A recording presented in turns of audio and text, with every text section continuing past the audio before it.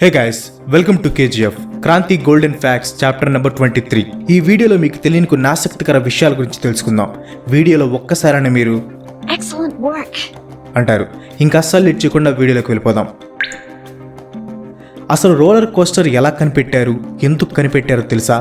1880లో లా Marcus Thomson అనే ఒక business man American youth బాగా చెడుకు అట్రాక్ట్ అవుతున్నారని, అంటే ప్రాస్టిట్యూషన్ చేసే సెలూన్స్, మసాజ్ పార్లర్స్, బ్రోతల్ హౌసెస్కి బాగా అట్రాక్ట్ అవుతున్నారని, వాళ్ళని అక్కడి నుంచి ఎలాగైనా బయటకు తీసుకొచ్చే కొత్త ప్రపంచాన్ని చూపించాలని డిసైడ్ అయ్యాడు. దాని నుంచి పుట్టిన ఆలోచనే రోలర్ కోస్టర్. ఫస్ట్ రోలర్ కోస్టర్ని న్యూయార్క్లో ఉన్న కానీ ఐలాండ్లో నిర్మించారు. ఈ రోలర్ కోస్టర్ వల్ల మంచి ఫన్ అండ్ థ్రిల్ రావడంతో అందరూ, పిల్లలు, పెద్దలు, యూత్ మొత్తం దానిని ఒక హాలిడే ట్రిప్ లాగా ఎంజాయ్ చేసేవాళ్ళు. ఇలా అమెరికన్ యూత్ని పాపాలు చేయకుండా తప్పించడానికే ఈ రోలర్ కోస్టర్ని కనిపెట్టారు. మనం చిన్నప్పుడు సమ్మర్ సీజన్ రాగానే మధ్యాహ్నం మనకి వినిపించే గొంతు ఆ గీతా పాలైస్. ఆ సౌండ్ వినగానే ఇంట్లో అమ్మ దగ్గర కానీ నాన్న దగ్గర కానీ గొడవ చేసి మరీ ₹1 తీసుకుని ఐస్ కొనుక్కుంటాం. అన్నిసార్లు ఆ ఐస్ని తినేస్తాం, కానీ ఒక్కసారైనా ఈ ఐస్ని ఇలా పొల్లలో పెట్టి అమ్మాలి అనే ఐడియా ఎవరికి వచ్చిందబ్బా అని ఆలోచించారా? ఇప్పుడు ఆలోచించకండి, నేను చెప్తాను. 1905లో ఫ్రాంక్ ఎపర్సన్ అనే 11 సంవత్సరాల అబ్బాయి ఒకరోజు గ్లాసులో సోడా పౌడర్ పోసి దాన్ని వుడెన్ స్టిరర్, అంటే చిన్న చెక్క పుల్లతో ఆ సోడా పౌడర్ని వాటర్లో మిక్స్ చేస్తూ ఆ గ్లాస్ని అలానే బయట ఉంచేసి లోపలికి తీసుకుని వెళ్ళటం మర్చిపోయాడు. అది చలికాలం అవడంతో ఆ బయట ఉన్న సోడా వాటర్ గడ్డ కట్టుకుపోయింది. దాన్ని బయటికి తీసి టేస్ట్ చేస్తే ఆ టేస్ట్ చాలా బాగుంది. దాంతో ఆ పిల్లవాడు ఇంకా కొన్ని గ్లాసెస్ని బయట పెట్టి అవి గడ్డ కట్టాక అక్కడ పిల్లలకి అమ్మటం స్టార్ట్ చేశాడు. ఇలా ఆ ఐస్ అనేది పాపులర్ అయింది. అప్పట్లో దానికి పాప్సికల్ అనే పేరు పెట్టారు, ఎందుకంటే అక్కడ పిల్లలు దాన్ని ఐస్ పాప్స్ అని పిలిచేవాళ్ళు. చిన్న చిన్నగా వాటిలో డిఫరెంట్ ఫ్లేవర్స్ యాడ్ చేసి ఆ ఐస్ పాప్స్ని బాగా పాపులర్ చేశారు. అలా వచ్చిందే మన ఈ గీతా పాలైస్. విన్నీ ద పూ తెలుసు కదా, కార్టూన్ క్యారెక్టర్. యాక్చువల్గా దీన్ని చైనాలో బ్యాన్ చేశారు. అది చూడటానికి చైనా ప్రెసిడెంట్ జింపింగ్లా ఉంటుంది. చాలామంది విన్నీ ద పూని జింపింగ్ని కంపేర్ చేస్తున్నారని చైనా ఈ క్యారెక్టర్ని బ్యాన్ చేసింది.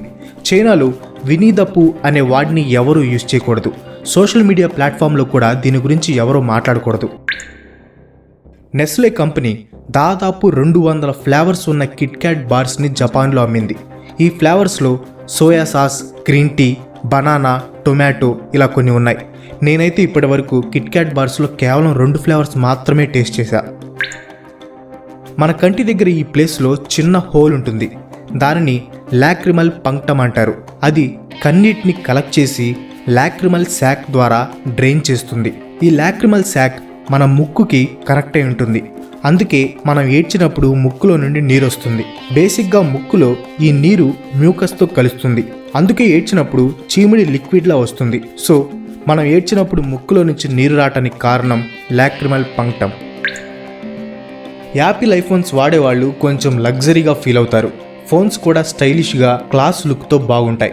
కానీ ఫస్ట్ టైం ఐఫోన్ డిజైన్ చేసినప్పుడు యాపిల్ ఫోన్ని నిజంగానే యాపిల్ షేప్లో డిజైన్ చేశారు. ఇలా 1985లో ఫస్ట్ యాపిల్ ఐఫోన్కి వేసిన డిజైన్ స్కెచెస్ ఇవే. అదృష్టం బాగుండి ఆ డిజైన్తో ఫోన్ బయటికి రాలేదు, లేకపోతే ఆ కంపెనీ వాళ్ళు యాపిల్ కాయలు అమ్ముకోవాల్సి వచ్చేది. గెలీలియో గెలీలీ ఇటలీకి చెందిన ఫేమస్ సైంటిస్ట్ భూమి గుండ్రంగా ఉంటుందని ఆర్గ్యూ చేశాడు. దీంతో కోపగించిన క్యాథలిక్ చర్చ్ తన సొంత ఇంట్లోనే అతన్ని బందీ చేసింది. చివరికి తమ తప్పు తెలుసుకొని మర్యాదపూర్వకంగా సారీ చెప్పారు క్యాథలిక్ చర్చ్ వాళ్ళు. కానీ ఎప్పుడో తెలుసా? 1992లో. ఆయన 1642లో చనిపోతే 1992లో సారీ చెప్పారు. చిటికలో న్యూట్రాన్ని చాడ్విక్ కనిపెట్టాడు. ప్రోటాన్ని రూథర్ఫర్డ్ కనిపెట్టాడు. ఎలక్ట్రాన్ని జేజే థామ్సన్ కనిపెట్టాడు. ఇందులో ఏముంది అని అనుకుంటున్నారా? ఇక్కడే ఒక చిన్న ట్విస్ట్ ఉంది. జేజే థామ్సన్ స్టూడెంట్ రూథర్ఫర్డ్ ఎలక్ట్రాన్ని కనిపెట్టిన తర్వాత దాని మీద ఇంకా కొన్ని పరిశోధనలు చేసి ప్రోటాన్ని కనిపెట్టాడు రూథర్ఫర్డ్. మన రూథర్ఫర్డ్ స్టూడెంటే చాడ్విక్. రూథర్ఫర్డ్ చేసిన ఎక్స్పెరిమెంట్స్ని కంటిన్యూ చేసి న్యూట్రాన్ని కనిపెట్టాడు. గురువుని మించిన శిష్యులంటే ఇలాగే ఉంటారనమాట. మొత్తానికి ముగ్గురు కలిసి యాటంని కనిపెట్టేశారు. చాలామందికి నీళ్ళల్లో ఈత కొట్టాలి అని ఉన్నా ఎక్కడ నీళ్ళలో దిగితే ఊపిరాడదేమో అని నీళ్ళల్లోకి దిక్కుండా ఆగిపోతారు. ఇంకా కొంతమంది అయితే అడ్వెంచర్స్ చేస్తూ నీళ్ళల్లో 3-4 నిమిషాల వరకు ఊపిరి పీల్చకుండా ఉంటారు. ఇలా అడ్వెంచర్ చేసే వాళ్ళకి ఇంకా ఎక్కువసేపు ఉండటానికి, అలాగే నీళ్ళంటే భయం వేసే వాళ్ళకి ఆ భయం పోగొట్టడానికి ఒక ఇంజెక్షన్ని కనిపెట్టారు. అదే ఇంజెక్టబుల్ ఆక్సిజన్. ఈ ఇంజెక్షన్ వేసుకుంటే మీకు ఆక్సిజన్ ఇబ్బంది ఉండదు. ఆ లిక్విడ్ ఆక్సిజన్తో మీ లంగ్స్కి ఆక్సిజన్ సరఫరా అవుతుంది. ఇది ఇంకా మనుగడలోకి రాలేదు. దీని మీద ఇంకా ట్రయల్స్ జరుగుతున్నాయి. ఒక్కసారి సక్సెస్ అయితే మాత్రం ఇంకా ఇంజెక్షన్ వేసుకుని సముద్రంలో దూకటమే పని. ఆస్ట్రేలియాలో క్రిస్మస్ ఐలాండ్ అని ఒకటి ఉంది. ఆ ప్లేస్ లో ఒక ఫేమస్ బ్రిడ్జ్ ఉంది. ఈ బ్రిడ్జ్ దేనికోసమో తెలిస్తే షాక్ అవుతారు. ఆ ప్లేస్ లో క్రాబ్స్ చాలా ఎక్కువగా ఉంటాయి. రోడ్డు క్రాస్ చేసేటప్పుడు ఆ క్రాబ్స్ అన్ని రోడ్ కి ఫుల్ గా నిండిపోతాయి. అవి క్రాస్ చేసేటప్పుడు సడన్ గా ఏమైనా వెహికల్స్ వస్తే వాటిని తొక్కేస్తాయి. ఇలా వాటికి హాని జరగకూడదని అక్కడి గవర్నమెంట్ ఆ ప్లేస్ లో ఒక బ్రిడ్జ్ ని ఏర్పాటు చేసింది. మరి వాటి కోసమే ఆ బ్రిడ్జ్ అని వాటికి ఎలా తెలిసిందో తెలియదు, కానీ ఆ బ్రిడ్జ్ కనిపెట్టినప్పటి నుంచి దాని మీద నుంచి రోడ్ని క్రాస్ చేస్తున్నాయి. చికాగో చాలా మందికి తెలిసే ఉంటుంది. అది అమెరికాలో ఉంది. ఈ సిటీ ప్రపంచంలోనే అతి పెద్ద సిటీస్లో ఒకటి. చలికాలం వస్తే చాలు అక్కడ మంచు మామూలుగా కురవదు. అక్కడి రోడ్లు, స్ట్రీట్స్ అన్నీ మంచుతోనే మునిగిపోతాయి. ఇంకా రైల్వే ట్రాక్స్ విషయానికి వస్తే అవి అసలుకే కనిపించవు. ఇలా కనిపించకపోతే అక్కడ ట్రావెలింగ్కి చాలా కష్టం అవుతుంది. అందుకే అక్కడ వాళ్ళు ఒక ఉపాయం ఆలోచించారు. ఆ రైల్వే ట్రాక్స్ కి ఫైర్ బ్లోవర్స్ ని ఏర్పాటు చేశారు. ఆ ఫైర్ బ్లోవర్ సాయంతో అక్కడ ఉన్న మంచంతా కరిగిపోయి ఆ ట్రాక్స్ నీట్ గా కనిపిస్తుంది. ఈ ఫైర్ ని కంటిన్యూస్ గా బ్లో చేస్తారు. ట్రైన్ వెళ్ళేటప్పుడు కూడా ఆ ఫైర్ అలానే ఉంటుంది. ఆ ఫైర్ సహాయంతోనే వాళ్ళు ట్రాక్స్ ని చేంజ్ చేసుకుని వెళ్తూ ఉంటారు. 1992లో United States men's Olympic basketball కోసం ఒక టీంని సెలెక్ట్ చేసింది.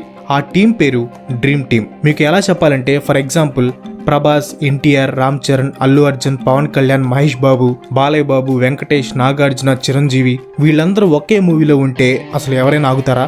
సేమ్ అలాంటిదే ఈ టీం కూడా. అమెరికాలో ఉన్న టాప్ ప్లేయర్స్ అందరినీ కలిపి ఒక టీం సెట్ చేశారు.